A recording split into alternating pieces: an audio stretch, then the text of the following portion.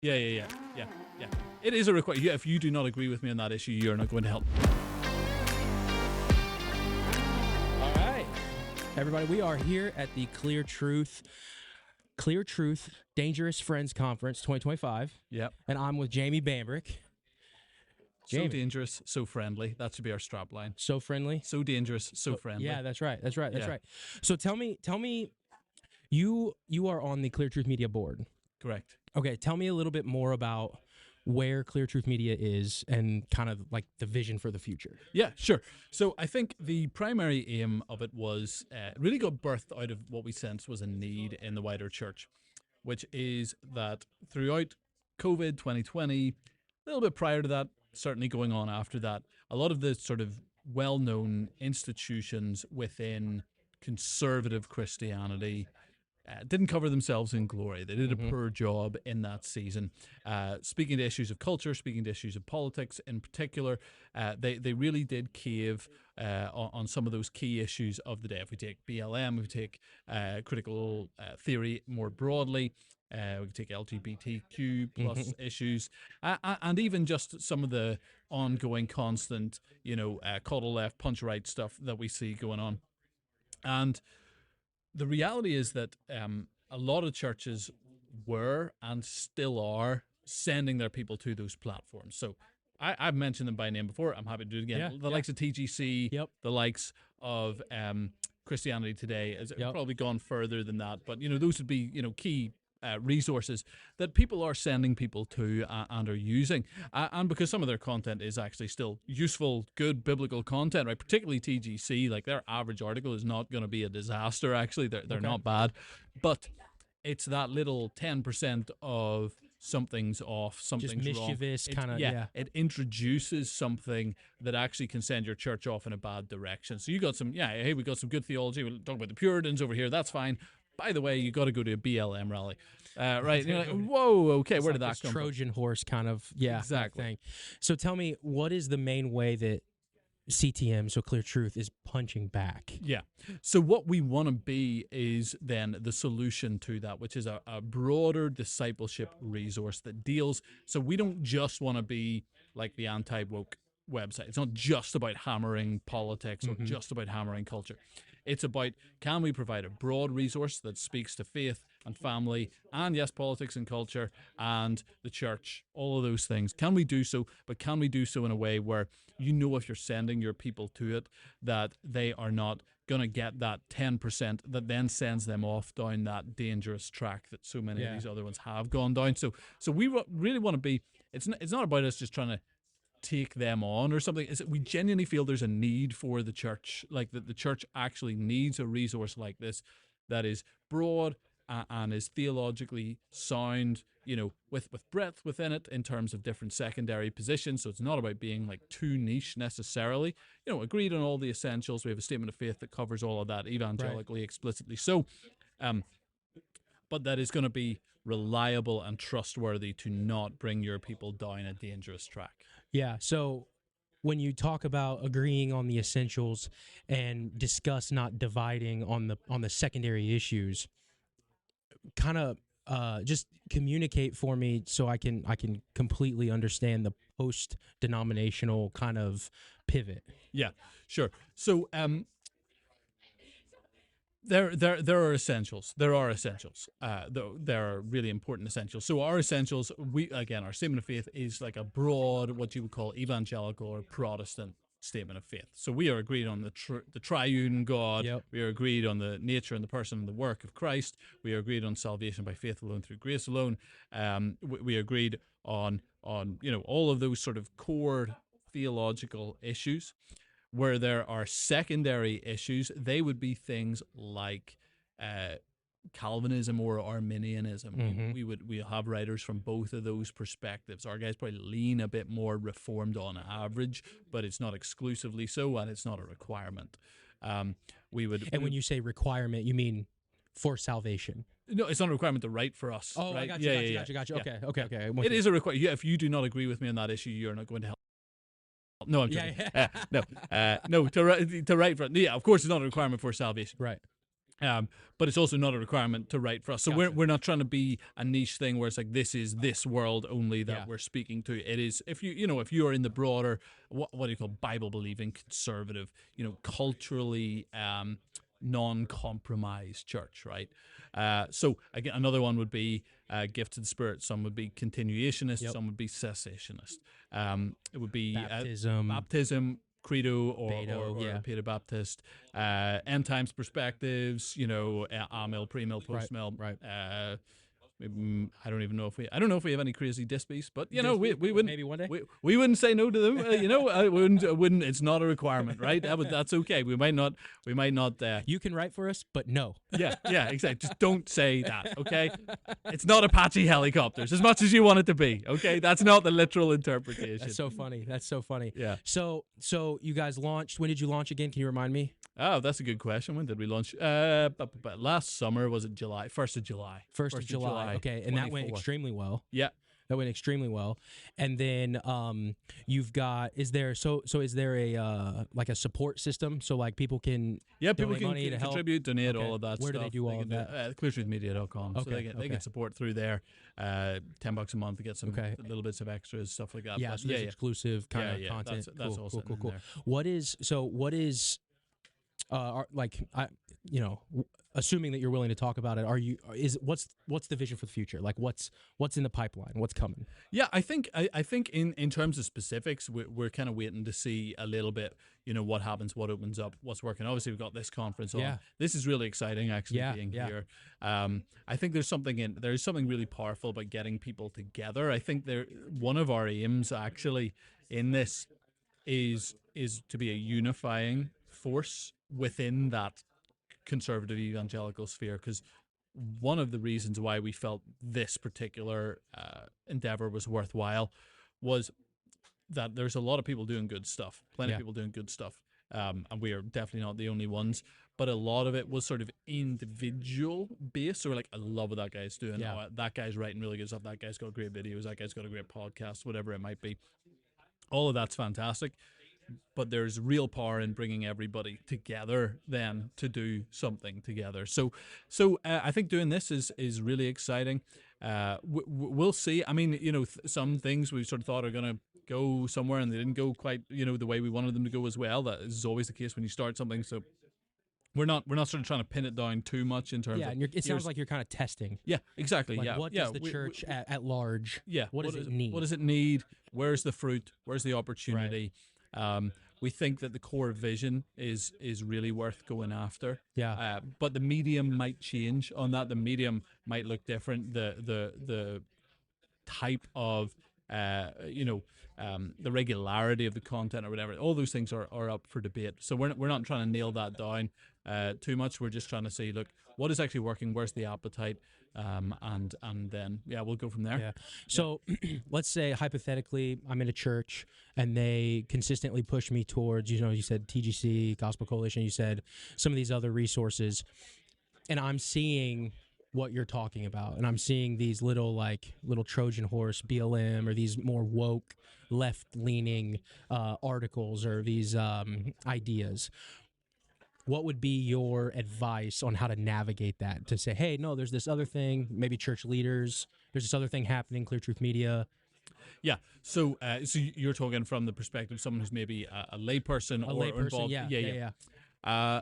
So I would say don't. So one of the real dangers with that is you don't want to write off your pastor, your leadership, your eldership, or your church quickly, right? Mm-hmm. So you can spot a real issue, and I think your first job actually is to try and work on that issue where you can, right? So and I've been in situations like that where I've had disagreements with the direction of a church on a couple of different occasions of a significant nature, and I think you are actually called to then speak about that and try and speak into that as best you can. So I'm not saying that if your pastor reposts one TGC article on something else that's not even bad, that is not a reason to walk away from your church. That's stupid, right? Really you don't need to do that. What you can do is you can ask a question. You go, hey, have you noticed some issues with that? Like, have you, and part of it depends on your relationship with the pastor, how long you've been there, approach, even the size of that. But I talked to my brother about this. He is a member in a church, and he's had some moments where he's disagreed with things on the church, and he asked me from my perspective, because as a pastor, how should I go about this? So here's what I told him. He was going to write a big long letter, and I was like, well, that's you can do that, right? I'm going to tell you, as a pastor, I get enough emails, right? That sending that out of the blue might not be the right answer. So what I would do is this: I would go, hey, send a short one and go, hey, I have a couple of questions about this. I'm not sure about this. I think I have some disagreements and pushback.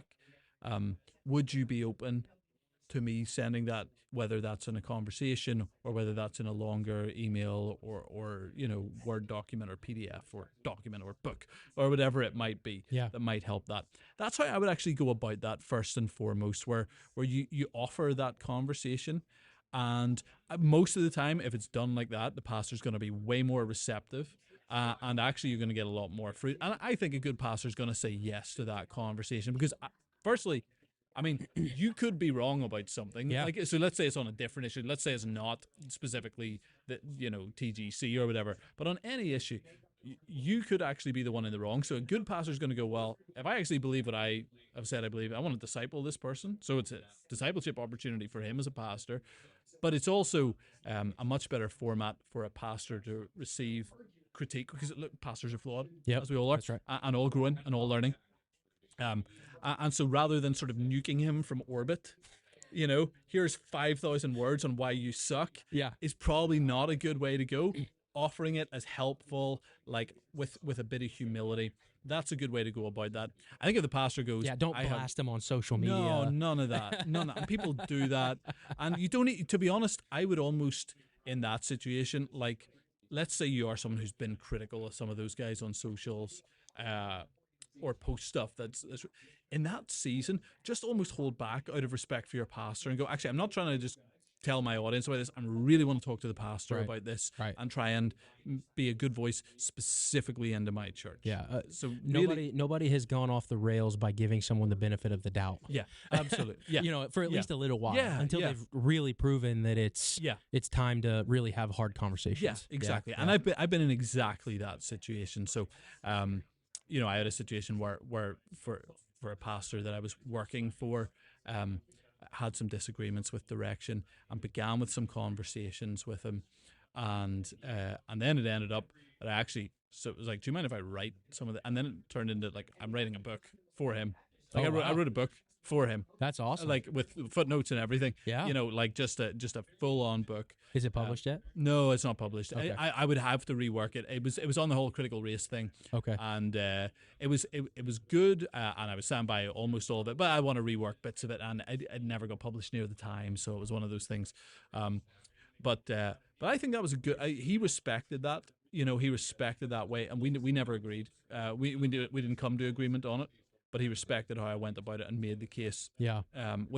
So I would go about it that way. If the pastor says no, I don't want to have that conversation, or you really can't see eye to eye and you work through that, then you do have to question, well, am I in, if you have a strong disagreement, and let's say it is an issue like a lot of the ones that are going to trip people up are where it's like, this is not quite full caving, but it's close.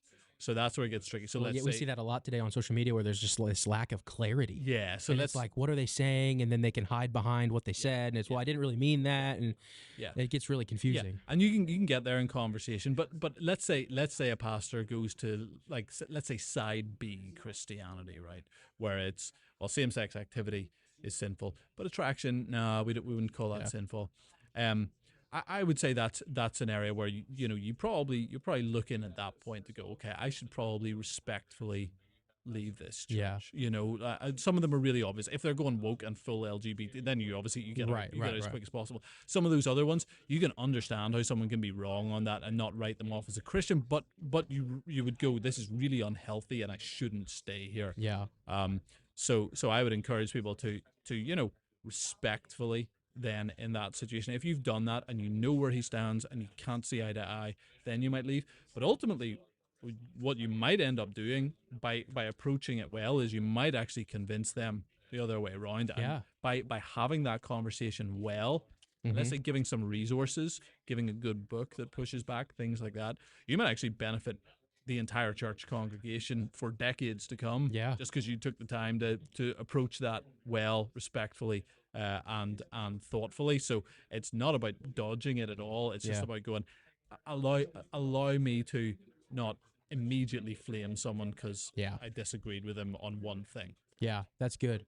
Okay, so we talked about Clear Truth a little bit. Let's talk about the conference. Yep. Because that's why we're here. That is why we're here. What are you most excited about? What am I most excited about? Am I allowed to say meeting Rosaria Butterfield? Yeah, Yeah, which I did, which I've done already. I met her earlier. Yeah. She is awesome. Yeah. No, but in general, I think it is really cool to have a group of people like this. These are people that I've by and large not met in person, but have a lot of respect for, and to see people gathering together who are really distinct, and that those distinctions are going to become more, they're going to become clearer in many ways. You're going to see, oh, that person's different than that person, but at the same time with unity behind it. Yeah. Hoping to hear some great messages. Yeah. Worship the Lord together with some people. Amen. And see what comes out of it as well. I think there's something awesome in people being in the room together, and relationships being built in a way that just it isn't the same when you're on video calls or on interviews remotely or anything Signal like chats that. All of that stuff. Yeah. That's great. Put people in a room together is better. It's better. We are embodied creatures, and so yeah. Community is definitely. There's no replacement for like in-person community. Yeah, no. You can fake it as much as you want, but there's just something special that can happen. Totally. What would you tell people? So like the people that thought about buying a ticket to like an event like this, because this is kind of new to this area. We don't have conferences all the time. What would you say the value is? And maybe we kind of already touched on it a little bit, but push people over the edge maybe next year to buy a ticket, or if they're thinking, or maybe even this year that they weren't able to buy a ticket and attend, maybe pay for the online stream or something like that. Maybe talk about that a little bit. Yeah. What would push people over the edge? Repent. No. That's right. Yeah. You obviously sinned by not showing up. Pray for regeneration. Yeah, exactly. So that you desire. Exactly. Be conformed to the image of Christ. Yeah. More seriously, I don't know of other events that are doing this right now. There's maybe one or two around the world. Certainly, where you've got people that are this different coming together. It's unique. It is. That is unique. And I do feel like I've felt this for a while. I do feel like we are on the verge of something of a move of God. I actually think there is a move of God happening that does look like this, where there is a fundamental biblical commitment, a courage when engaging with culture, but also some distinction between people and some of that beautiful unity and diversity that and I mean real not like DEI diversity, but actual, like, we have people that disagree, and will passionately argue their case and still get on. Who do we have that's the furthest apart on a particular issue? Do you know? I mean Foster's like a proper cessationist, and I am like charismatic. Like and I'm gonna say it tomorrow. They're gonna hear that. Revival. I gotta do that. But we love each other. And that guy's awesome. And I have a lot of respect for him. And I'm sure there's I don't want to say what other people disagree on, right? I can't do that. But yeah, there's disagreements there. But I do think there is a move of God that looks like that is happening. And actually, people getting together, they fuel those things. Like, you look at the moves of God that have happened throughout history. Gatherings were essential to them, and scale gatherings, and ones where actually these people from all over the place all hashing things out, or sharing in the Word of God and worship together. Yeah. So I for me, it's about more than a conference. It's about what is God doing right now in the Western world, because the Western world church, the church in the Western world rather, really does need to wake up. It does. Like, it really is in a bad way. Yeah. And the direction of travel is really not good. But I also see there's some people who are going, we're going to do something about it, and rolling up their sleeves. And that can lead to great things. I'm not saying that we're the biggest thing yet. Yeah. We're not. And I don't just mean Clear Truth. Even this whole move is still a fairly niche thing in the grand scheme of Christianity across the world. But can God do something with that significant, and can that change the direction of the church in our nations, and can that change our nations as a result? Absolutely. Why not?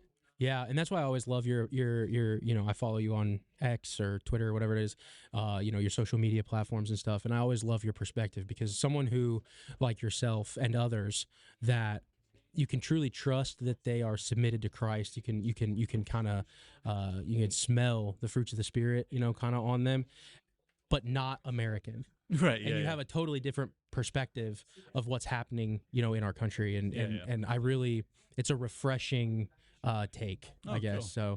So I really like your perspectives, and I read all of your X posts in your Irish accent. Oh, good. In my head, they are written in an Irish accent, actually. Yeah. I read them all. Yeah.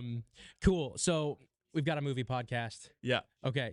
Do you watch movies? I really don't. I really don't watch a lot of movies. I have, of course, I've seen movies. Yeah. If you ask me about movies, I've seen like a number of them. But really, whenever COVID happened, I just didn't watch a movie for 4 years. Well, do you have a favorite movie?